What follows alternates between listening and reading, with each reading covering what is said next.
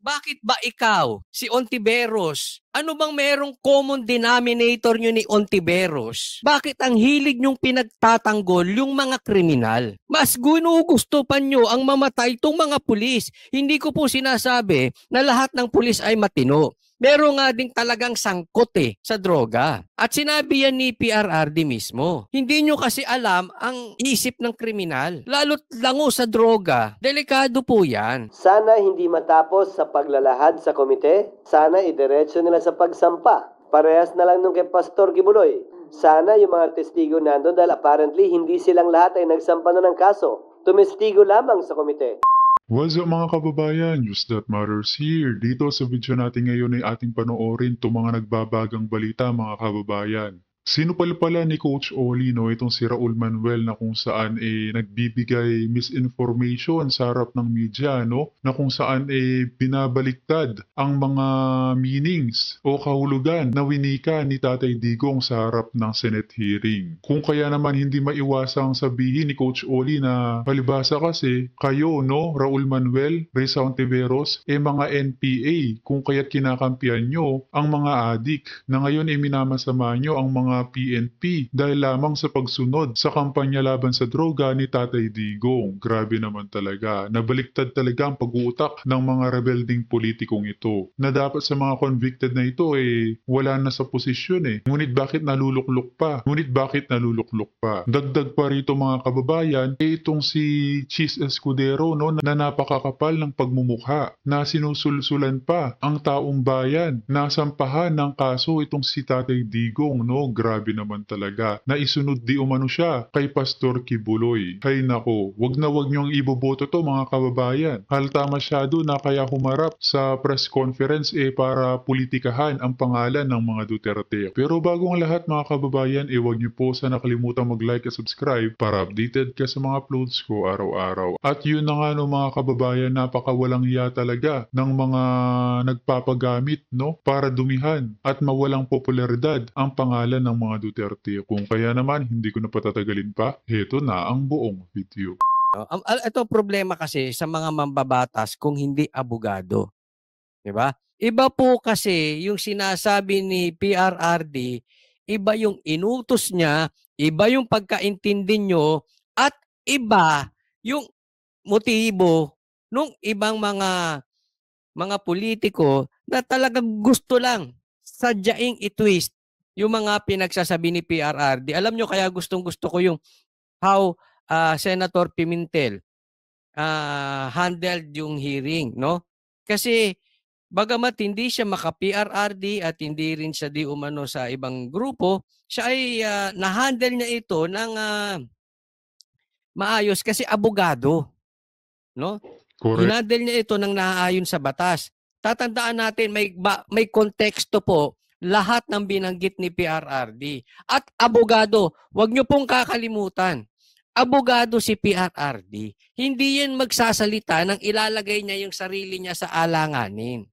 Ako'y naniniwala na yung kanyang motibo ay para wag nang pahirapan yung ibang tao. Kaya nga sabi niya, I take all the responsibilities. Kung merong dapat makulong at merong sisihin, ay dapat siya yun. Kaya nga lalong tumaas ang respeto kay PRRD. Hindi katulad, tingnan yung mabuti, yung ibang politiko, nagtatago sa mga vloggers. Yung ibang politiko, nagtatago sa mga kaalyadong politiko. Si PRRD hindi, yan ang leader. Sa akin yung isisi, wag na yung mga yan.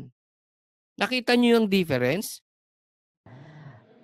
Siya na rin mismo yung nagsabi na inutusan niya ang mga pulis na i-encourage yung mga nanlaban, yung mga suspects dun sa drug trade.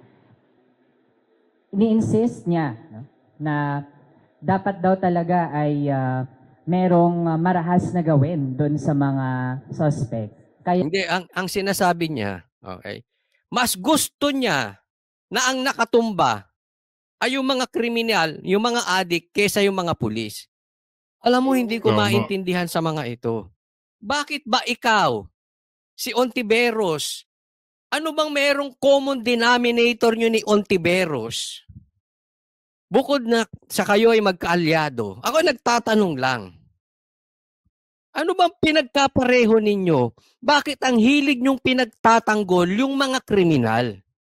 Mas gusto pa nyo ang mamatay itong mga pulis. Hindi ko po sinasabi na lahat ng pulis ay matino. Meron nga din talagang sangkot sa droga.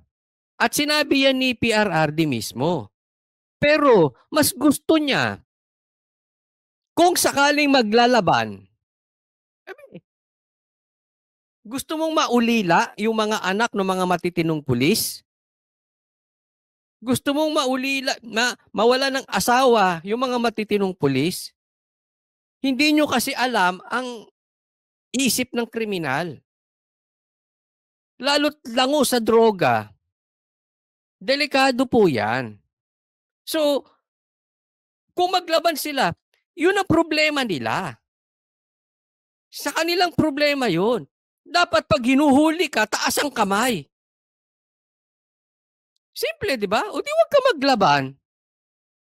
Bakit ba ang pinoproblema nyo yung mga kriminal? Diba? Yun ang pinagtatanggol nyo. Ang effect nito sa ating mga pulis ay gagawa sila ng paraan para maudyok yung mga drug suspects na manlaban talaga. Isa pa to. Hindi ka nakinig ng maayos Yan ang problema nyo. Ang sabi ni PRRD, mga matatalino yan. Hindi naman susunod yan sa alam nilang illegal. Kaya nga. Napakaliwanag nung pagkakasabi, anong parte ron na hindi mo naintindihan? At saka di ba mga kababayan, bago nangyari ang mga pagpapaslang sa mga adik, inumpisahan ni Tatay Digong na sumuko na kayo. Pero anong ginawa nila? Nagmatigas sila mga kababayan. O anong gagawin nga naman ni Tatay Digong sa mga ganito kung sila pa ang naglalakas loob na makipagrat-ratan sa mga kapulisan? Grabe talaga. Iba na talaga ang takbo ng utak ng mga makakaliwang grupo sa politika, no? Na ngayon ay minamasama pa ang ginawang paglilinis ni Tatay Digong at ng mga PNP. Na ngayon ay mas pinapaboran pa ang mga Addictus Benedictus. Hay nako. Kailangan ba maging abogado ka para maintindihan mo ang mga pulis? Yung mga matitinong pulis na hindi mga addictus, hindi susunod yan sa illegal. Kitang-kita naman yung purpose ni PRRD Madugo po kaya nga tinawag na drug war Bakit? Malaki po ang pera dyan. Mayayabang yang mga yan. Bakit? Sa tingin nila, entitled sila, addict yang mga yan Baka nakakalimutan nyo. Addict yan. At para sa kanila, matigas sila kasi may sinasandalan silang mga pulis o mga matataasang posisyon. Hindi nga natin alam, baka may mga congressman, senator, mayor pa silang sinasandalan. Matitigas ang mukha ng mga yan. Paano mo susugpuin yun? Hey, sumuko na kayo. Babakla-bakla. I mean, I have nothing against gay. Pero sige, sumuko na kayo. Tingin mo, sasantuhin ka ng mga yan? Ibig sabihin kahit yung nanlaban narrative, yung ganong modus, ay nanggaling mismo sa mga pulis. At ang bottom line nito ay mismo, ang dating presidente, siya ang nagdulot ng ganitong libo-libong mga patayan sa ilalim. Alam mo sa survey, ang daming natuwa sa drug war. For 6 years, nagkaroon tayo ng kapayapaan dito sa mga lintik na mga addict na ito. And now, pinipilit nyong ibalik. Yang ginagawa ninyo, sinasabi nyo na nagkakaroon na yung si PRRD ay parang kinukonsinte pa yung pumatay ng addict. Kayo ngayon, pinalalakas ninyo ang loob ng mga adik sa mga ginagawa nyo ni Ontiveros. Lumalakas ang loob ng mga kriminal. Palibasa kasi mga NPA, no mga kababayan. NPA yan si Raul Manuel tsaka si Risa Ontiveros. Ay, alam nila, merong mga katulad ninyo na magtatanggol sa mga adik at mga kriminal. Nakakasuhan pa, iipitin pa sila at ang mga kaalyado nila na magpapatupad ng drug war. Ibinibaby nyo yung mga kriminal eh. Hindi ko naman maintindihan sa inyo. ng kanyang administrasyon. Simply put, state policy ang patayan sa ilalim ng kanyang administrasyon. Kaya naman Dapat nga natutuwa tayo. Nagkaroon tayo for the first time ng ganyang katigas na leader. Na ano? Nagsitago ang mga adik. Agree. Nawala sila. Mm. Ang daming remember this, ang daming mga adik nagsisuko. Ngayon, nagkakaroon ng kumpiyansa. Bakit? Kasi kinukonsinti ninyo eh. Yung mga ginagawa nyo, lalaganap ang mga adik sa bayan natin. Dadami ang mga adik. hindi na maikakaila at hindi na maidadaan lamang sa mga palusot na joke lang yung kanyang mga sinabi. Kasi on the record, nag-oath siya at nag-testify siya sa isang official proceeding ng legislative branch, which is this time ang Senado. Kaya dapat lamang na imbestigahan din, hindi lang ng Senado, pero maging ng Quadcom sa Kamara. Ayun, lumabas na. Ha? Dapat imbestigahan din. Lalo na ng Quadcom sa Kamara. Sabi niya yon. Kung paano ginamit ni Rodrigo Duterte ang confidential and intelligence funds ng Office of the President. Yan. Okay, maliwanag. Ha? Gusto niya pa imbestigahan din sa Quadcom. Ito po yung sinasabi ko. Alam mo, may mga kumakalat at meron akong nakausap na dating may posisyon sa politika. At alam niyo, sabi niya sa akin, alam mo, Coach Oli, kasi tanong ko, ano ba nangyayari? Hindi naman ganyan before ang Congress. Diba? Ang sabi niya, eto, alam mo ba, daang milyon para tanggapin mo yung project na yan. Harasin si VP Sara, harasin si PRRD, at kung ano-ano pa. Yan po ang sinabi sa akin. At magkaroon ng Senate inquiry, ay Kamara, sa mag-imbestiga ang House, ang Congress. At kada upo, kada hearing, may patungkol sa Duterte. Duterte man mismo o patungkol sa mga Duterte, mga kaalyado ng Duterte, mga kaibigan ng Duterte, kada hearing, kada upo, 10 milyon. Grabe. Yan po ang sabi sa akin. Mataas Kaya na palang politiko. sisipag. Alam mo, hindi po ako naniniwala eh. Ayaw kong maniwala. Sa totoo, ayaw kong paniwalaan. Kasi, pag iniisip mo, grabe ang paghihirap ng mga Pilipino. Grabe yung kanilang, ang daming mga Pilipino, katulad ng bagyo, nasa taas na ng bubong. Yung iba, halos isang beses lang kumakain. Marami sa Pilipino, minimum wage. Marami nga mag-asawa nag-aaway na dahil sa kahirapan sa bansa ng Pilipinas. Masakit paniwalaan, kaya ayaw kong paniwalaan na itong mga ito ay uupo lang, may 10 milyon na. Bukod pa sa acceptance fee. Yan po ang kumakalat ngayon. At malamang yung iba sa inyo nadidinig din to. Alam mo, ayaw ko paniwalaan. Hindi ako naniniwala na ganito kadumi itong mga congressman. Ayaw ko silang paniwalaan. Sabi ko na lang,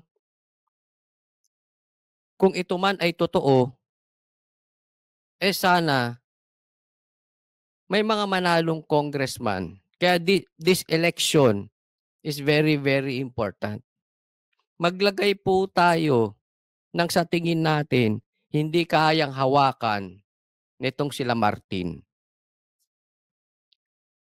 Maglagay tayo ng mga congressman na mga may sariling utak, may prinsipyo, malalapit kay Duterte.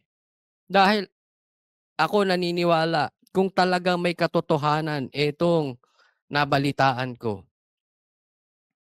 At may nakaupo dyan na matitino or mga kaibigan ng Duterte, I'm very sure about this, ibubuking nila yan eh. Ngayon kasi walang nagsasalita. Kung totoo man hindi ko sinasabing totoo. Ako nga hindi naniniwala eh. Hindi po ako naniniwala dyan. Ayaw kong paniwalaan. Na Grabe, ganyan no? na po kadumi ngayon. Na meron talagang demolition job. May demolition project para siraan ng mga Duterte. It cost money. Money, pera ng taong bayan. Sino pang gagawa nun kung hindi ang mga naupo? Kung hindi si Liza Bongit, baka si Tamba, mga kababayan, na nangangarap maging Prime Minister sa taong 2028. Grabe naman talaga. At dito naman sa video na to, mga kababayan, ating panoorin, no? Itong pulpul na Chis Escudero, mga kababayan, na kung saan sinusulsulan pa na magsampa ng kaso kay Tatay Digong. Grabe naman yan. Na wag niyong iboto to sa pagiging Senado, mga kababayan, na ang kapal ng pagmumukha na politikahan ang pangalan ng mga Duterte, na isabay na di umanong kasuhan si FPRRD dito kay Pastor Kibuloy. Ating pasadahin to, mga kababayan. At yung mga nasa taas na di umano nagutos ay wala. So sana, yung mga biktima dahil sa pag-amin, kasi sa dulo kailangan mo pa rin na magrereklamo.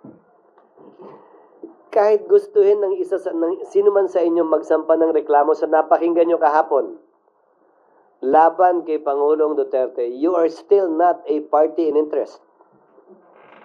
Ang party in interest, ang pwede maging complainant ay pamilya ng biktima.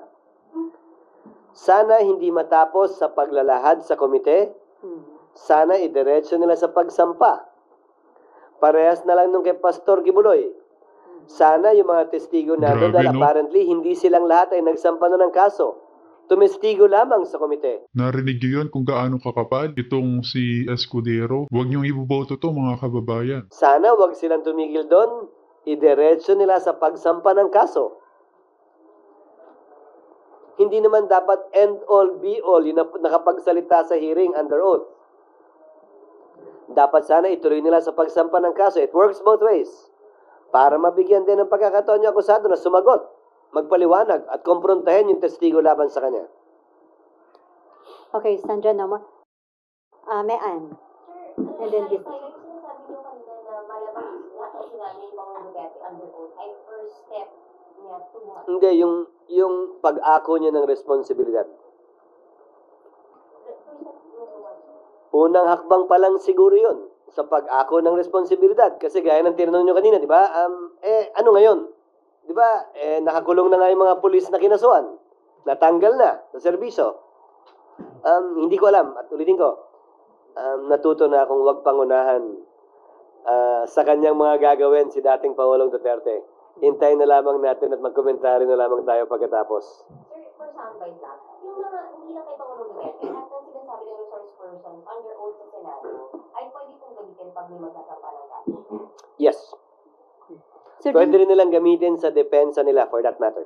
so dun sa observation nyo na bakit yung mga nasa baba may kaso, yung nasa taas wala, sino mga dapat magpaliwanag tungkol doon? Anong ibig sabihin mo sino dapat magpaliwanag? About DOJ, ba't hindi nyo kinasuhan yung mga nasa taas, mga maliliit lang ang nakasuhan? Hindi. Sinagot ko yun kaugnay ng pagkuha niya ng responsibilidad na siya lang at siya lang dapat ang managot. Pero nakasuhan. Kasi ang nangyayari, tila hindi naman ganun. Tila ang nananagot ay yung mga pulis sa baba. Mhm. Di ba may nabanggit? Puro mga PMA yan. Magagaling yan, madadali yan. Hindi naman lahat ng kapulisan natin ay graduate ng PMA. at hindi naman lahat ng kapulisan natin ay pareho yung pagkakaintindi. Kaugnay nung neutralize. Kasi sa totoo lang, ang tatapang gamitin yung salitang neutralize, ipapaliwanag ilang taon ang nakalipas na, to be exact, 5 years after, doon palang i-define sa manual. So, pag Kung ang intention naman talaga ay, hindi, ang ibig sabihin namin dyan, hulihin, pag nanlaban, you have to defend yourself. Then why can't they put that? Why did they not put that? Tama yung punto ni Attorney Chel Jokno kahapon. Yun sana ang nilagay. na term. Kasi tuloy, ang interpretasyon, sige, yung mga dating PNP chief nagsabi, hindi yan ang ibig sabihin namin. Ang daling sabihin nun ngayon eh. Sinabi ba nila noon? Yan din ba yung pag-unawa ng mga pulis noon? Magandang matanong, yung mga pulis na nakakulong ngayon at kinasuhan, na-dismiss, yan din ba yung pag-unawa nila ron? So baka ibang interpretation, patayin. Ang dami mong hanas, busit ka. Hindi naman ikaw ang naging presidente kung kaya't hindi mo alam kung gaano kalala ang droga sa bansa. Di ba nga, hindi mo naman gagamitin nga dapat yung mga ganong salita because may duda eh. At the very least, kung hindi man yun ang ibig sabihin nun, may duda. Gusto mo bang may duda? O wala? Tapos yung mga salitang binibitiwan pa noong mga panahon yun na hindi under oath ay patayin, barlen, shoot them. Paano mo i-interpreta yun? Okay, related muna. Business matter na yan. So anyway, the point I'm driving at is this. Kaugnay ng katanungan mo kanina, Sally. Ayaw kong pangunahan kung anong gagawin na sunod ni Pangulong Duterte. Sapat na siguro na kahapon, inako niya yung responsibilidad. At proud siya doon. At hindi niya kinakahiya yung bagay na yun at lahat ng ginawa niya. So dahil inako niya yung responsibility, sabi niya, I take full legal and moral responsibility. So, pwede nang masabi na may pag-asa na ho yung mga pamilya ng mga biktima na matatamunan nila ang hustisya. Bahagi, oo, siguro. Nasa sa pamilya ng biktima yun kung sa pakiramdam nila yung makakamit na nila hustisya. Dahil yung mga aktual na pumatay, kung kilala man, ay nakakulong nga at nakapit na. At nagta-trial sa ngayon. Okay, Yes, ay sorry. Marlon. Actually, depende. Hindi ko alam. Meron pa Depende daw. sa chairman. Hindi mo allowance sir kahit budget readings. Ang tanong kung saan kukuha ng oras eh. Kasi for 2 weeks, morning and afternoon kami. 2 weeks lang naman yan. So after, Tapos undas pa itong mga darating na araw. So depende sa chairman, hindi ko pa siya nakakusap actually. Sir, kailan 2 weeks yung pagpasok sir? Pagpasok. At yun na nga ng mga kababayan, narinig natin itong mga nagbabagang balita dito sa video na ito. Nagrabe talaga ang kanilang kagustuhan na mapabagsak ang mga Duterte. As always mga kababayan, kita na lang ulit tayo sa ating next vlog. Huwag niyo po sana kalimutang mag-like at subscribe para updated ka sa mga uploads ko araw-araw. Marami po salamat mga kababayan. Ingat and God bless.